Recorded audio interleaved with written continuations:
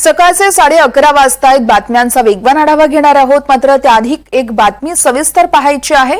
पंजाब, हरियाणा, उत्तर भारतातील शेतकरी आणि केंद्र सरकारमध्ये पुन्हा एकदा धुमसचक्री होण्याची शक्यता आहे।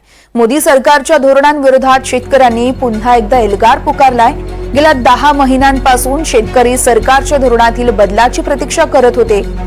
गेल्या 5हून अधिक वर्षांपासून या वादावर तोडगा काढण्यात मोदी सरकारला यश आलेलं नाहीये। या आंदोलनांवर जहरी टीका केल्यानं उलट आंदोलन चिघळलं होतं।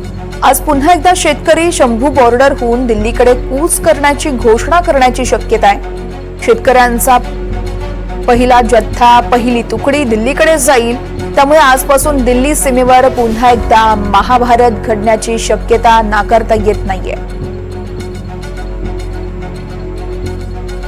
दरम्यान शेतकऱ्यांच्या याच आंदोलनासंदर्भात संजय राऊतांनी काय प्रतिक्रिया दिली आहे पाहूया।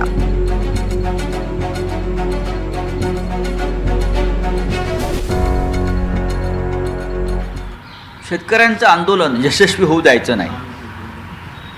शेतकऱ्यांचा फक्त राजकीय वापर करायचा, शेतकऱ्यांचा आवाज दाबायचा।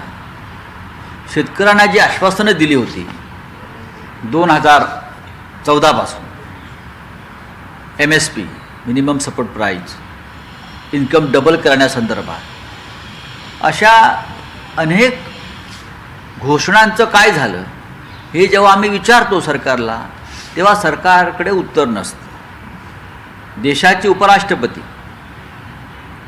आणि राज्यसभेचे चेअरमन जगदीप धनखडजी यांनी सुद्धा हा प्रश्न कृषी मंत्र्यांना 2 दिवसापूर्वी विचारला की कृषी मंत्रीजी, या देशातला शेतकरी आंदोलन करतोय, तो मिनिमम सपोर्ट प्राइस मागतो आहे, न्यूनतम जो मूल्य होत आहे ते मागतो आहे, इतर काही मागण्या आहेत,